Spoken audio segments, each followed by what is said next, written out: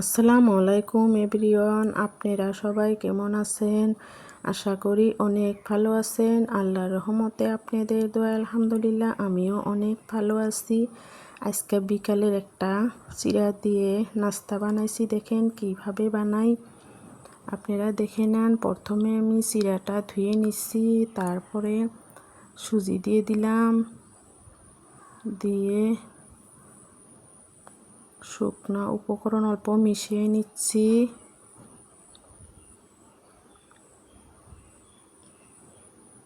এবার কুচি করা আলু, কাঁচা লঙ্কা, পেঁয়াজ, টমেটো এগুলা দিয়ে দিলাম। স্বাদ মতো লবণ দিয়ে দিলাম। পরিমাণ মতো হলুদের গুঁড়া দিয়ে দিলাম কালারের জন্য। অল্প লেবুর রস দিয়ে দিলাম, দিয়ে ভালোভাবে হাতের সাহায্যে মাখাইয়া নিব।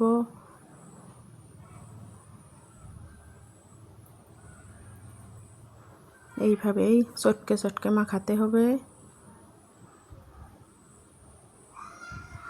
মনে হচ্ছে পানি অল্প কম হয়েছে, সেই জন্য অল্প পানিও দিয়ে দিলাম, দিয়ে ভালোভাবে মাখাইয়া নিব। দেখেন আমার মাখানো হয়ে গেছে, সুন্দরভাবে মাখাইয়া নিলাম। এবার গোল গোল করে নিচ্ছি, এইভাবেই ভেজে নিব। গ্যাসটা ধরে এবার কড়াই দিয়ে দিলাম, সাদা তেল দিয়ে দিলাম। এবার গরম হয়ে গেছে, একে একে সব পকোড়াগুলো দিয়ে দিব। এইভাবে আপনারা একবার হলেও বানিয়ে খাইবেন। ঘরোয়াভাবে আমি বানাইছি, এইভাবে বানাইবেন। বেশি উপকরণ লাগে না, ঘরের কিছু উপকরণ দিয়েই মুখরোচক স্ন্যাক্সটা বানানো যায়। ভিতরটা নরম থাকে, উপরে একদম মুসমুসে হয়ে যায়, অনেক টেস্ট লাগে খেতে। আপনারা একবার হলেও বানিয়ে খাইবেন। আশা করি আপনাদের ভিডিওটা ভালো লাগবে। যদি ভালো লাগে লাইক কমেন্ট শেয়ার করেন, সাবস্ক্রাইব করে দিয়েন, নতুন বন্ধু হয়েন, সাথেই থাকেন। আপনারা ফুল ভিডিওটা দেখেন। সুন্দরভাবে ভেজে নিচ্ছি, দেখেন ফুলে উঠেছে।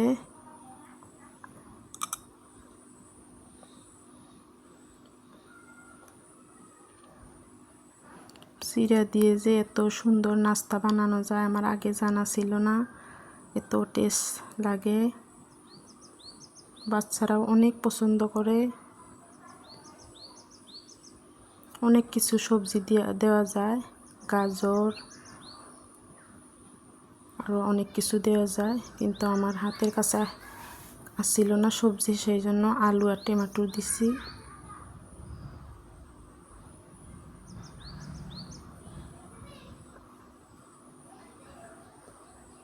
সুন্দরভাবে ভেজে নিলাম, সস দিয়ে খাবো। দেখেন সুন্দরভাবে সাজিয়ে নিচ্ছি।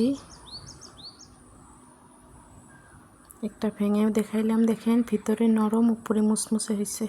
ভালো থাকবেন, সুস্থ থাকবেন। আল্লাহ হাফেজ।